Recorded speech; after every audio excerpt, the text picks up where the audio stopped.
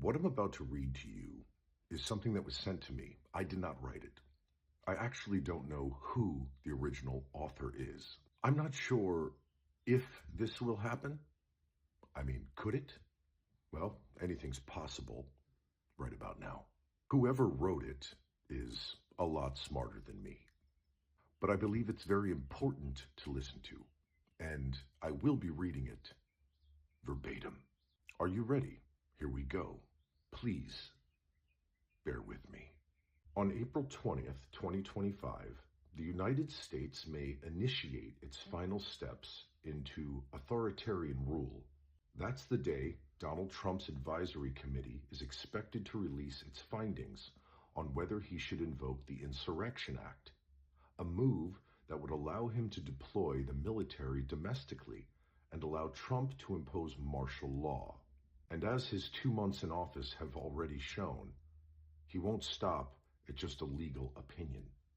Expect an executive order even that same day or the next, officially declaring the Insurrection Act, restricting freedoms in the name of restoring control of the border and perhaps in blue state cities, and setting the larger plan in motion.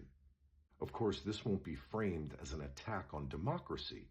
It will be packaged as a necessary response to crisis, as authoritarian takeovers always are. But once it happens, there's no going back. This will be the point of no return. This is how democracy ends. Here's their playbook. It won't all happen in one night. Instead, the process will unfold in stages, each step making resistance harder. Free elections and free press and the right to protest will disappear one piece at a time until there's nothing left to save. Left-leaning and even more centrist people will be alarmed. Peaceful protests will be organized nationwide, as they already have been being organized now, with growing numbers of people joining protests each week. The call to resist will grow louder, and large-scale demonstrations will begin forming in major cities. This is exactly what Trump wants.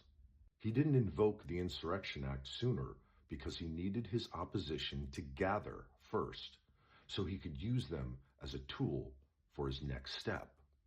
He also waited 90 days instead of invoking it on day one as Project 2025 recommended, so he would have to have his people in place and remove those who would oppose them in the government, military, courts, and civil positions.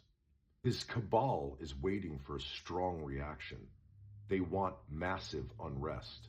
They need a justification to kick off the next step in their plan. The protests will turn violent quickly, maybe in a day, maybe during the next big protest the following weekend. It will turn violent not because of the protesters, but because they will have been infiltrated by agents provocateurs. From militia groups like the Proud Boys, whose goal is to escalate as quickly as possible and give Trump and his cabal an excuse to trigger the next stage. Expect terrorist bombings, targeted assassinations, or high-profile acts of violence, either staged or exploited, to justify the crackdown. There may even be an extremely high-profile assassination of a leading right-wing leader that changes everything in a moment, and the woke radicals will be blamed, and the country will rally around more extreme measures to bring back order and control. The media will be flooded with images of chaos, pushing the public into a state of fear. Calls for order will follow. Stage 3, Trump has already invoked the Insurrection Act, so now he declares even more extensive and repressive martial law and orders troops into major cities where most oppose him, branding protesters and opponents as seditionists, traitors, and the woke mob. He will call on good Americans to grab their guns, like the patriots of 1776, and join the militias forming to restore order and take back control from the leftist threats. Using militias also gets him around resistance from military leaders who might oppose his orders. The militias already exist. Proud Boys, Oath Keepers, 3%ers, and others. And they are not some distant fringe. They were at January 6th. The most extreme and radicalized are all released from prison now.